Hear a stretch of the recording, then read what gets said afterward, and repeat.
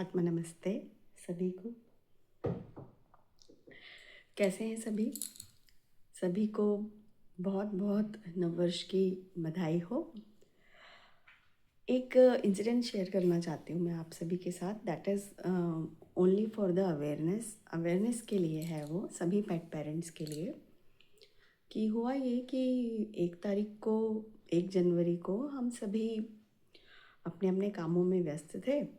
और जैसे कि पता है कि नया साल है, तो खीर पूड़ी बनी थी घर में। तो थोड़ा सा लगभग काम करने के बाद मैं अराउंड 100 ग्राम के लगभग आटा होगा पूरी का, तो वो मैंने रखा स्लैब पे। और कोई एक कॉल आया और मैं वो बात करते करते मैं भूल गई, और मैं बात करते करते छत पर चली गई। और अराउंड वो क्लाइंट की कॉल चली 30-35 मिनट, और उसके बाद जब मैं नीचे आई तो मैं देखती हूँ कि वो आटा गायब है प्लेटफॉर्म से। और मैंने देखा कि बेड के ऊपर 2 प्लेट्स पड़ी हुई हैं जिसमें आटा रखा हुआ था। तो दो बेड पे 2 प्लेट्स पड़ी और पास में मिनी बैठी हुई है, मेरी डॉग। मेरा दिमाग एकदम से अलर्ट हो गया कि अरे इसने आटा खा लिया, कच्चा आटा खा लिया। तो आज के समय में जो हम तुरंत करते हैं वही मैंने किया। सबसे पहले गूगल पे सर्च किया कि अगर पेट कोई डॉग आटा खा लेता है कच्चा तो क्या होता है। तो वही उसमें तो ये बताया कि वो पेट में फूल जाएगा, फिर उसका एसिड बन जाएगा, फिर उसका स्टमक डिस्टेंट हो जाएगा। तो मैं और घबरा गई। हालांकि उसको मेरे ख्याल से 10-15 मिनट ही हुए थे खाए हुए, तो वो कुछ ऐसा शो नहीं कर रही थी। लेकिन और रात के 9:30 पौने 10 बज रही थी और मैं बहुत घबरा गई। और आई वॉज़ अलोन, कोई नहीं था साथ में, बच्चे ही थे ये सारे। और मेरी गाड़ी भी ख़राब थी, तो बार बार बंद हो रही थी वो, तो मैं उसको भी नहीं ले जा सकती थी। और एक्चुअली हम लोग थोड़ा सा आउटर में रहते हैं, तो वहाँ कोई मेडिकल भी नहीं था और नया एरिया है हमारे लिए वो। मैं बहुत ज़्यादा पैनिक हो गई थी। और मैं सबसे पहले मैंने ये किया कि मेरी जो एक स्टूडेंट थी, मैंने उनको बोला, क्योंकि मैं बिल्कुल भी उस कंडीशन में नहीं थी कि मैं उसको रेकी दे पाऊँ, हीलिंग दे पाऊँ। तो मैंने सबसे पहले उसको बोला कि आप इसको रेकी दो, ताकि ये कुछ प्रॉब्लम अगर होती है रात बेरात को तो दिक्कत ना हो। और मैंने डॉक्टर को फ़ोन किया। He was very helpful. उन्होंने मुझे तुरंत मेडिसिन बताई, लेकिन वो मेडिसिन लाती मैं कैसे, क्योंकि मुझे तो बिल्कुल अननोन एरिया है ये मेरे लिए। तो मैंने रैपिडो किया, मैंने दिमाग लगाया, मैंने रैपिडो किया। अब रैपिडो में कोई ऑटो या बाइक वो आने को उस रेट पे रेडी नहीं। उसमें मैंने 40 रुपीज़ ऐड कर दिए, 60 रुपीज़ ऐड कर दिए। उसके बाद भी अब ऐसे करते करते रात के 10:15 बज गए। फिर मैंने फाइनली हार के क्या किया, मैंने कैब बुक किया रैपिडो से।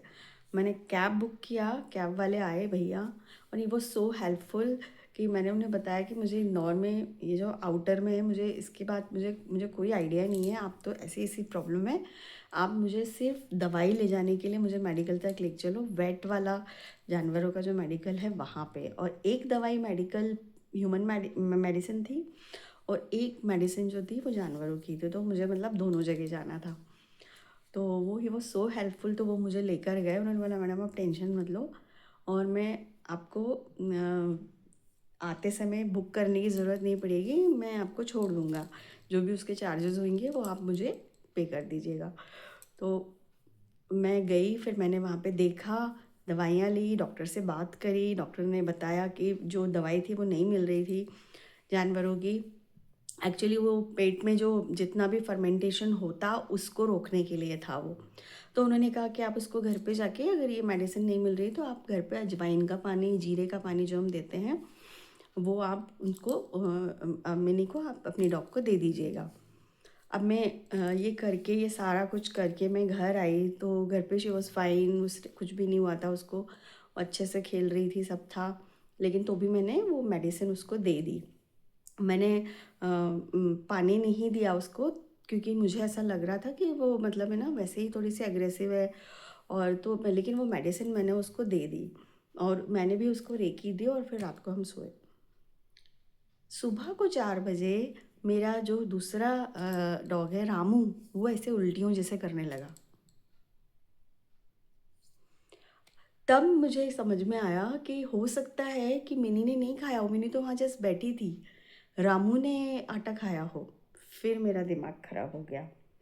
और वो इतना अग्रेसिव है, रामू तो जूली मिनी से भी अग्रेसिव है। वो जो है एग्रेशन में क्या होता है कि स्नैप भी कर लेता है। तो मैं उसको ज़बरदस्ती भी गोली नहीं दे सकती थी, तो मैं कुछ नहीं कर सकती थी। उसी टाइम मैंने उसको 4 बजे मैं जो कर सकती थी मेरी कैपेसिटी में मैंने उसको हीलिंग दी, ये सब किया। और मतलब 5:30 बजे तक मैं सोई। उसके बाद मुझे नींद मेरी आंखों से कोसों कोसों दूर थी कि क्या हो रहा है। लेकिन टचवुड भगवान की कृपा से जो है बच्चों को कुछ भी नहीं हुआ। मैं तीनों को नोटिस करती रही, तीनों को देखती रही, इनमें से किसी को कुछ भी नहीं हुआ। दवाई भी मैंने दे दी थी और ये सारी चीज़ें मैंने कर दी थी। शाम तक जो थी जूली, वो बहुत ज़्यादा उसको खांसी आने लगी, तो उसको भी मैंने फिर मेडिसिन दी। और आज आज 3 दिन हो गए हैं, आज 4 तारीख है, तो आज हाँ 4 दिन कंप्लीट हो गए हैं। बच्चों को कुछ भी नहीं हुआ, लेकिन ये एक बहुत ही इमरजेंसी सिचुएशन हो सकती थी। और कुछ ऐसा भी हो सकता है कि जो पूरी का जो आटा जो उन्होंने खाया था, जिसने भी खाया हो, उसमें ऑलरेडी अजवाइन एंड जीरा पड़ा हुआ था। और पूरी का आटा था तो तेल भी उसमें था, थोड़ा सा तेल लगाया हुआ था उसमें। तो हो सकता है इसके कारण ना वो फर्मेंट नहीं हुआ पेट में। तो जो भी हो, देर आए दुरुस्त आए, मतलब मेरे बच्चे सेफ़ हैं मेरे। लेकिन एक ये वाली सिचुएशन ऐसी है कि ज़रा सी आपकी नज़र हटती है और ये दुर्घटना घट सकती है। तो ये मैंने सोचा कि मैं आपको इसके बारे में अवेयर कराऊं कि जिनके पास पेट्स हैं उनके साथ ये घटना कभी भी हो सकती है, अगर हम थोड़ा सा ध्यान इधर उधर करें तो। हालांकि मेरी नज़रों के सामने मेरे बच्चे रहते हैं, मैं उनको बिल्कुल भी इधर से उधर नज़र में नहीं करती हूँ। लेकिन ये कैसे और उन्होंने आटा खा लिया, ये मेरे लिए भी एक एक पहेली बनी हुई है। हालांकि मैं तीनों से बात कर रही हूँ, कम्युनिकेट कर रही हूँ उनसे, क्योंकि मैं एक एनिमल कम्युनिकेटर भी हूँ।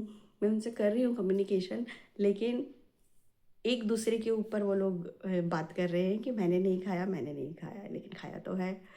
तो ये एक बहुत चैलेंजिंग सिचुएशन होने वाली थी। वो टचवुड भगवान की दया से ऐसा कुछ हुआ नहीं। तो मुझे ये चीज़ आपसे शेयर करनी थी कि नए साल पे मेरी जो शुरुआत थी इस चैलेंज से हुई और इसको मैंने ओवरकम किया भगवान की कृपा से। Thank you so much.